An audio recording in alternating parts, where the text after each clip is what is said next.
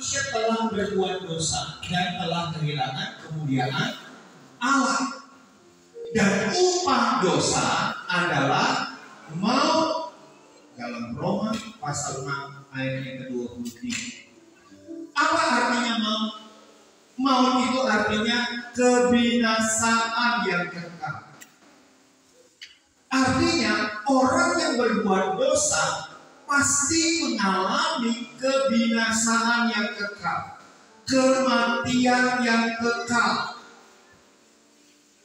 Itu sebabnya di dalam Ibrani pasal 9 ayat 27 mengatakan bahwa hukuman daripada dosa itu sudah pasti. Di mana tempatnya orang-orang berdosa, saudara?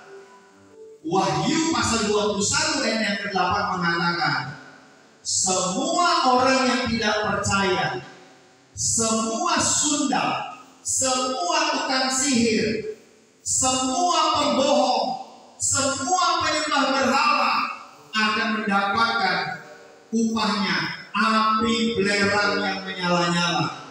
Di manakah ini, saudara? Neraka. Neraka itu menyeramkan karena apinya tidak pernah berhenti, siksaannya tidak pernah berhenti.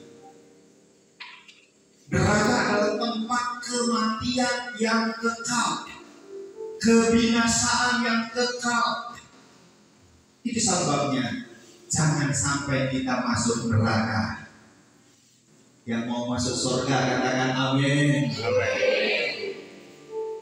Itu sebabnya jangan sampai kita masuk neraka, karena neraka itu sangat menyakitkan.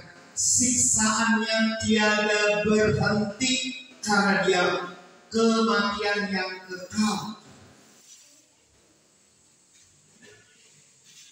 Tinggal di Riau yang panas begini saja sudah rasanya kapan ya ada angin ya, betul ya Bu ya.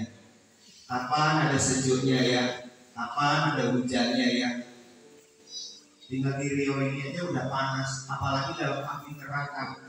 Panasnya bukan main, siksaannya bukan main. Nah, oleh sebab itu manusia berusaha untuk membuat terobosan, yaitu dengan cara apa? Dengan cara berbuat baik, beretika yang baik, berbudi pekerti yang baik, berpendidikan yang tinggi. Tujuannya apa? Supaya dia dapat berdamai dengan Tuhan. Tapi sayang, semua usaha manusia tidak dapat menjadikan dirinya berdamai dengan Tuhan. Mengapa? Karena apa yang dilakukan oleh manusia tidak membuat dia berdamai dengan Tuhan.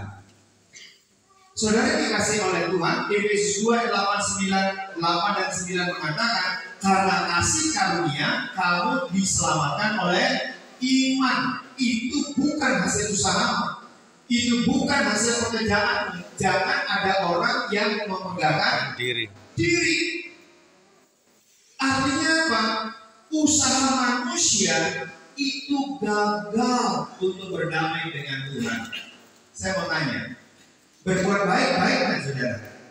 Baik. Beretika yang baik kan? Baik. Berpendidikan tinggi, S1, S2 sampai S3, baik kan? Baik. Tapi semua itu tidak mampu menyelamatkan manusia. Mengapa? Karena kasih karunia kamu diselamatkan oleh iman. Itu bukan hasil usahamu, itu bukan hasil pekerjaanmu. Jangan ada orang yang memegahkan diri.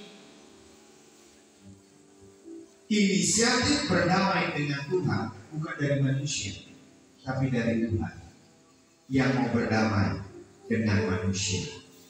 Itu sebabnya dikatakan dalam Alkitab, bukan kamu yang memilih aku, tetapi aku yang memilih kamu. Artinya kalau saya dan saudara ada di tempat ini, bukan karena saya atau saudara yang memilih Tuhan, tapi Tuhan kita. Untuk apa Tuhan memilih kita? Supaya kita dibenarkan, supaya kita diselamatkan, supaya kita dimuliakan. Dan target adalah supaya kita serupa dengan anaknya. Siapa dia? Tuhan Yesus Kristus. Saudara dan saya dipilih oleh Tuhan supaya kita serupa dengan Tuhan Yesus Kristus. Jadi bagaimana upaya manusia supaya manusia itu dapat berdamai kembali dengan Tuhan? Allah Bapa di surga mengutus anaknya yang tunggal. Namanya siapa? Tuhan Yesus Kristus. Dia lahir dari seorang perawan yang bernama Maria, dan jadilah dia juru selamat dunia ini.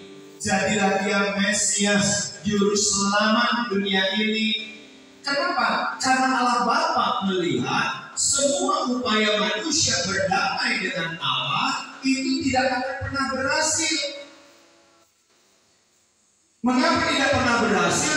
Karena manusia ada di dalam dosa. Alkitab mencatat yang merupakan pemisah antara kamu dan Allahmu adalah segala kejahatan.